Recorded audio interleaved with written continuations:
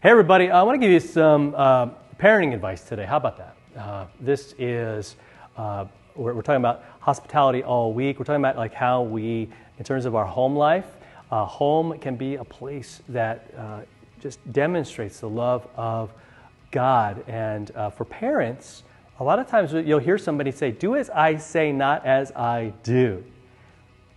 And when we say that, we're forgetting that example that we set. Because I will quickly undo every word, every instruction, every bit of values that I've tried to teach my kids if I repeatedly do the opposite. Right? So don't be mean, but what if I'm mean all the time, right? Don't be selfish, but what if I'm selfish all the time? They're going to listen probably more to what I do than what I say. And what happens is the goal and God's intention was for those two things to be together, what I say and what I do. This example really matters. We have an example in Scripture, 1 Timothy chapter 5, verses 9 and 10. And this is kind of like an interesting passage. We don't talk about it a lot. And he's talking about widows and the situation with folks. So, because back then, if you were a widow, you didn't have like a retirement plan to go fall back on or anything else. You were, when your husband died, man, you had to go back to your father. But if he's not around, what do? You're at the mercy of people. That's why the church was so important, and I think continues to be just a game changer for people who really don't have anybody else. So yeah, this is talking to widows, but it really could talk to anyone.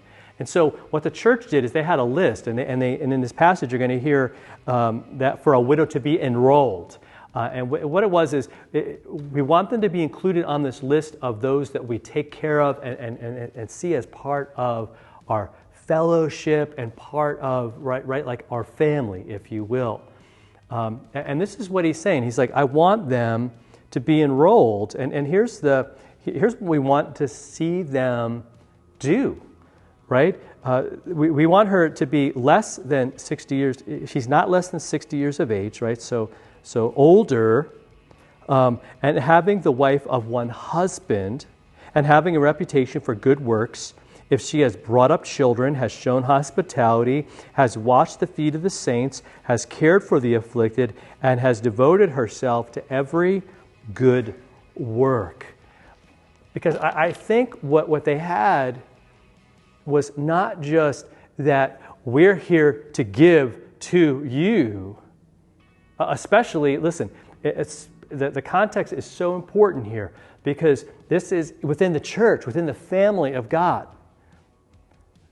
Because if we're going to consider you as part of the team, right, as part of this, then not only are you cared for, but you are also caring for others.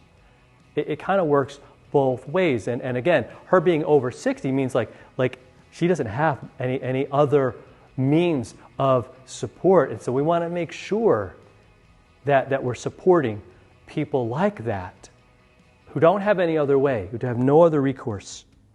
And that reputation makes a huge difference because, the context of this passage is that the younger women would look up to the older women.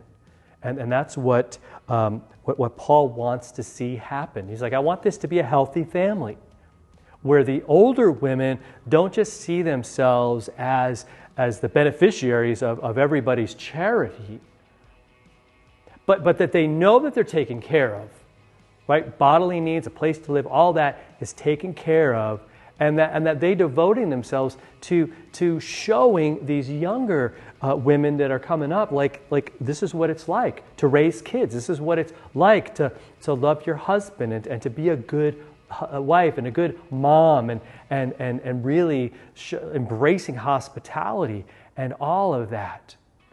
Do you see how powerful that can be? And Paul's saying, I want the church to sort of function this way, for people to see that even as a widow, it's not time to give up, but it's a time to say, hey, what can I do? My example still matters.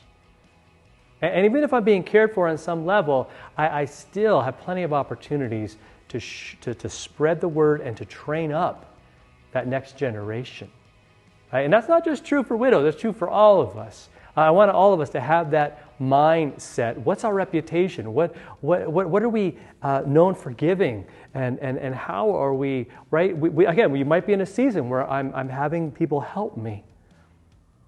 But do I still want to give back and give to the people in my life? All right, so let's encourage each other in this.